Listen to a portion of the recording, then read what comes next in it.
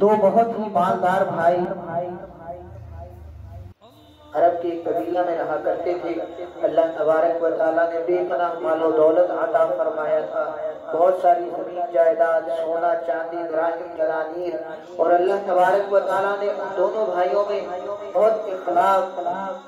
محبت اور اتفاق بھی عطا فرمایا تھا۔ تو ایک دن بڑا بھائی چھوٹے بھائی سے کہنے لگا کہ ماشاءاللہ بہت اچھی زندگی گزر رہی ہے، ہنسی خوشی سارے معاملات چل رہے ہیں، زندگی گزارنے کا مزہ آ رہا ہے، تو کیوں نہ اسی بہتر ترین ماحول میں ہمارے پاس جو کچھ مال و دولت جائیداد ہے ہم اس کو آپس میں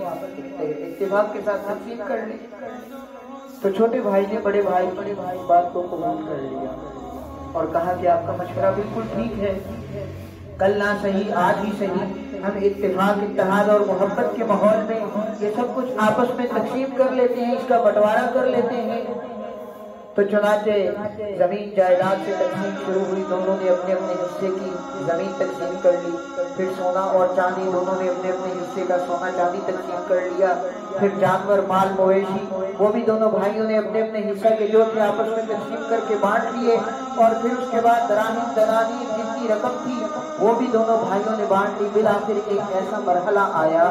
کہ دونوں بھائی سوچو بچار میں پڑ گئے کہ اب کیا کیا جائے، اور وہ کیا تھا کہ ان کی وراثت میں ترکہ میں آقا علیہ الصلوۃ والسلام کے جس میں گھر کے 3 بال مبارک تھے جو وراثت میں چلتے آ رہے تھے۔ اب دونوں بھائیوں نے ایک ایک بال تقسیم کر لیا، آقا علیہ الصلوۃ والسلام کے جس میں اطہر کا جو ایک ایک بال تھا وہ دونوں نے تقسیم کر لیا، کل بالوں کی تعداد 3 تھی، اب ایک بال بچ گیا، اس کی تقسیم کی۔ جب کوئی صورت نظر نہ آئی تو بڑا بھائی چھوٹے بھائی سے کہنے لگا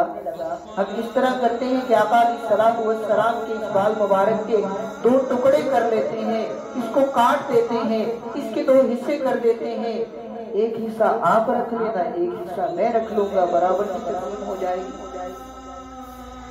تو جو چھوٹا بھائی تھا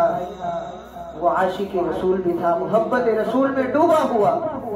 جب اس نے یہ بات سنی کہ نبی علیہ الصلوۃ والسلام کے بال مبارک کے 2 ٹکڑے کیے جائیں گے، تڑپ اٹھا، بلبلا اٹھا اور کہنے لگا کہ اے میرے بڑے بھائی، میں آپ کی اس بات سے بالکل اتفاق نہیں کروں گا، آپ میرا سارا مال و دولت لے لیجئے، سارا سونا چاندی لے لیجئے، سارے مال مویشی لے لیجئے، ساری زمین اور جائیداد لے لیجئے، بدلے میں آقا علیہ الصلوۃ والسلام کا یہ جو تیسرا بال مبارک ہے یہ مجھے دے دیجئے۔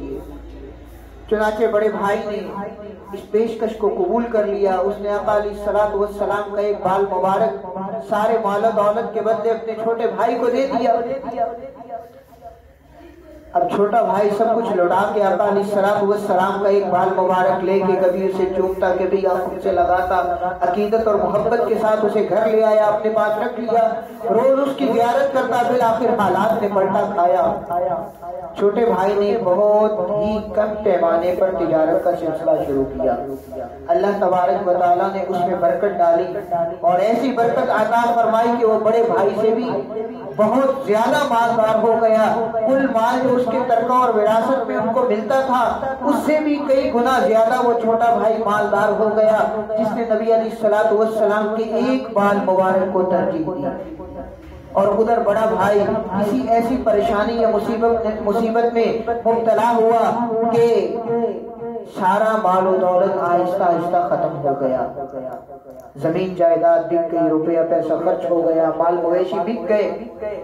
اور بالکل دیوالیہ ہو گیا، تھک ہار کر پریشان ہو کر ایک دن سویا ہوا تھا، خواب میں آقا علیہ الصلوۃ والسلام کی زیارت ہوئی، آقا علیہ الصلوۃ والسلام تشریف لائے، فرمانے لگے کہ تو اپنے مال کے لٹ پٹ جانے کی وجہ سے بہت پریشان ہے، بہت غمگین ہے، اب تیری پریشانی کا ایک ہی حل ہے کہ تو جا کے اپنے چھوٹے بھائی کے ہاں ملازمت اور نوکری اختیار کر لے۔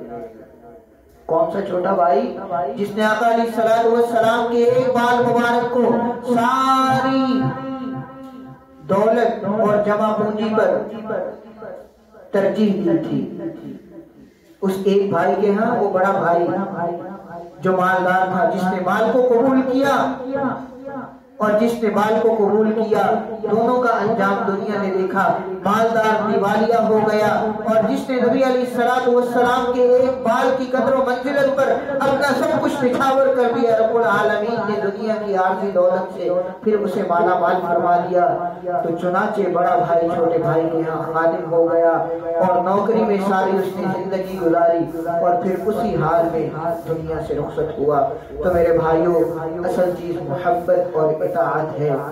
زبانی کلامی نہیں، عملی محبت ہونی چاہیے۔ آج اگر ہم ساتھیوں کو ترغیب دیں کہ فلاں کام تو ہم نے کرنا ہے، سنت طریقے کے مطابق کر لیں، تو کہتے ہیں یہ تو بہت مشکل ہے، معاشرہ کیا کہے گا، لوگوں کو ہم کس طرح سے قائل کریں گے۔ اور بعض لوگ نعوذ باللہ اکثر کہہ جاتے ہیں کہ سنت ہے رکھ پڑے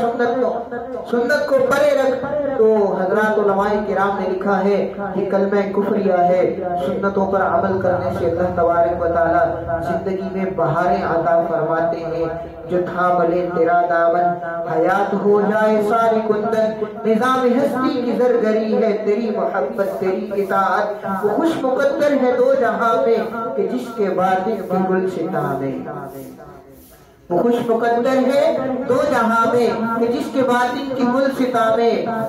گلاب بن کر مہک رہی ہے تیری محبت تیری اطاعت۔ وآخر دعوانا ان الحمدللہ۔